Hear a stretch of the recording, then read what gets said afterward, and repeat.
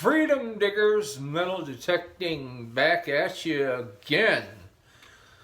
And what the hell's going on out there with Minelab? Holy smokes! Well, I figured there was a lot of questions. I'm seeing some in different places, so probably time for me to get out and maybe put out some information. You can go to a channel where a guy is speaking in an accent that you can barely understand, or you can go to a channel where a guy's eating ramen noodles and doesn't know what he's talking about. Or you can come here. If you like it here, subscribe, and don't forget to turn on that notifications bell so you don't miss anything. Alright, let's get into this situation. So, Minelab, they got their new announcement. Looks like I was wrong about it possibly being a new CTX. Honestly, I wasn't really sure on that one. I'll be honest with you. But they got the new Equinox 700 and 900 released. What in the hell is up with that? How many Equinoxes are we going to have? When's the Equinox 1000 coming out? Don't know. But all the other manufacturers are trying to catch up, and in the meantime, the Minelab users are trying to figure out what in the hell is going on. Hopefully that can clear some of that up for you. I have some first-hand information, well, maybe second-hand, but coming right from sources at Minelab at my disposal here. One of the questions I see a lot of people asking is, well, where does this compare to the Manticore? Because there's a lot of people that have ordered the Manticore that are going, whoa, wait a minute. The Equinox 900 sounds pretty close to what they're talking about with the Manticore. The Equinox series, the new 700 and 900 included in that, they're nowhere near a Manticore's capability. There's a reason why the Manticore is $1,600, okay? So you don't have to worry about that one.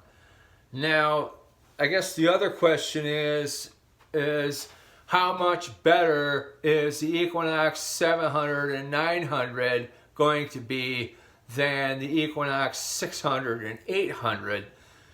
Well, that one, I guess it remains to be seen. It's going to depend on, I guess, a couple of factors. Number one, did they address any of the issues people had with the original Equinox series? And people, I had issues with them. Myself, I don't own one. And they addressed one of my issues with why I didn't own one.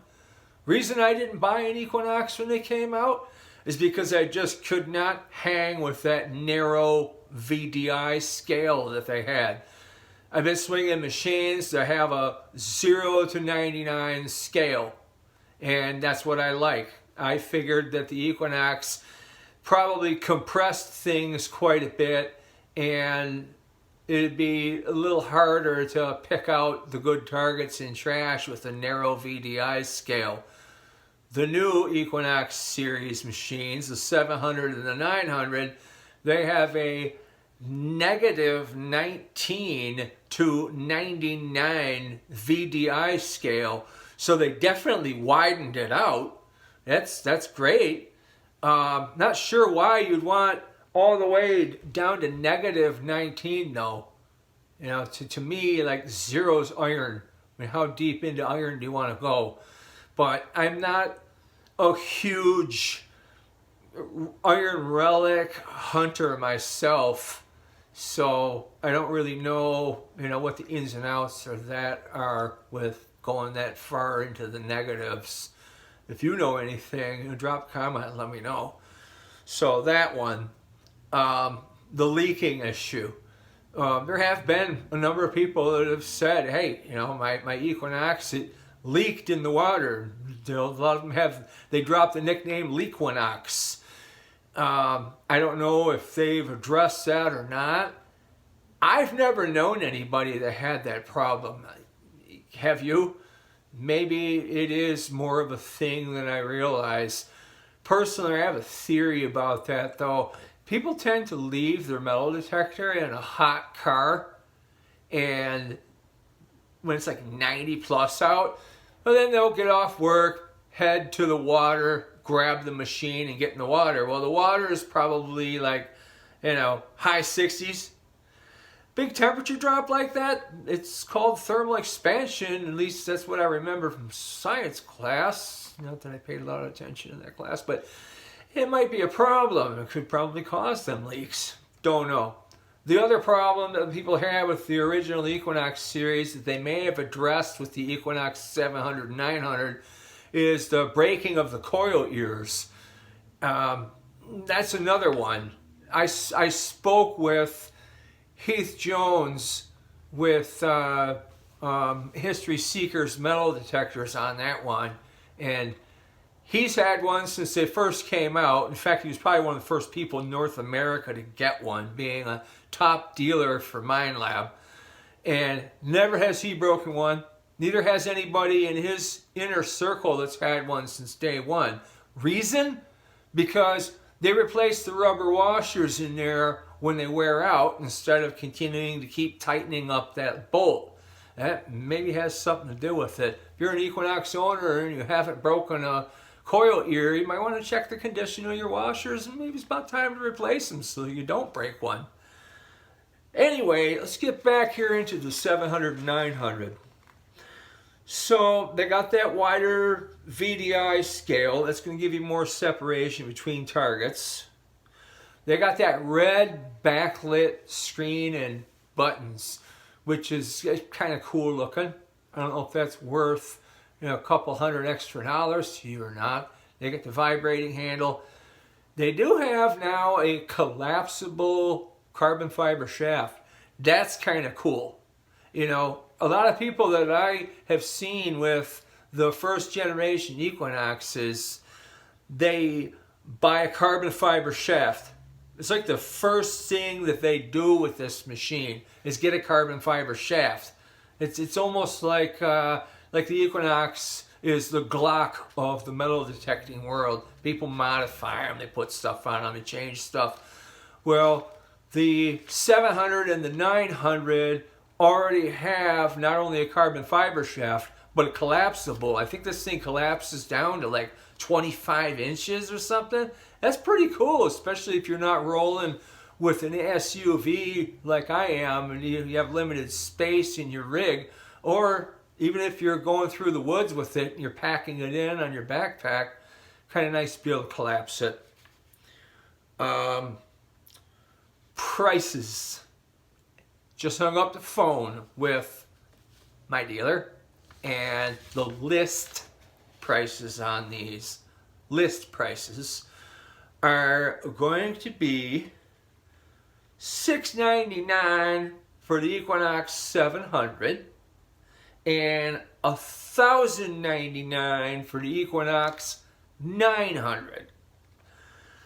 So it's pretty close in prices to the first gen Equinox 600 and 800. You're going to have to decide if it's worth a couple of $100 extra. My guess is probably by fall of next year, you're going to see a lot of used Equinoxes on the market, first generation ones. Between the Manticore coming out and people wanting to jump on the bandwagon and switch over to the 700 and the 900, people are going to be selling off their first generation Equinoxes. Personally, if I had one of these, I'd be looking to sell it unless it was my only machine so that I could get the most for it that I could. Because once the market floods with these, they're going to be like a used AT Pro, which you can pick up pretty cheap now, or even the machine that I'm swinging right now, the YSMX Sport. I paid $700 for that thing, and now you're lucky if you can unload it for $350. So it's something to consider, and you might want to think about it. But I'm not telling you what to do. You want to hang on to the machine, hang on to the machine. Me, I'm glad I waited to upgrade. I waited quite a long time too, and I think I'm going to be happy with the Manticore. But what Minelab's doing here is still, it's a mystery to a lot of people. A lot of people are upset about it. Um, what's to be upset about? I mean, they released more metal detectors with more features on them. Where I come from, that's a good thing. You know, if you don't like having, you know, the latest technology or more features in a machine, well, you know, maybe you shouldn't be buying higher end machines. You know, stick with the stuff that hasn't updated in a long time, Garrett. And yeah. Anyways, so that's pretty much everything that I know about the latest machines from Minelab. They're gonna definitely make an impact on the metal detecting world, as Minelab always does. And we're gonna see, you know, what's the answer to these machines for some of the other manufacturers. People are still waiting for some of these other manufacturers to finally get on board and release a multi-frequency machine, at the very least, a real multi-frequency machine, not one that you can switch between frequencies on. So we'll see what happens. Folks, until next time, keep or dig free or die, and tune in to my channel for some more outstanding content. Take care, everybody. We'll see you again soon.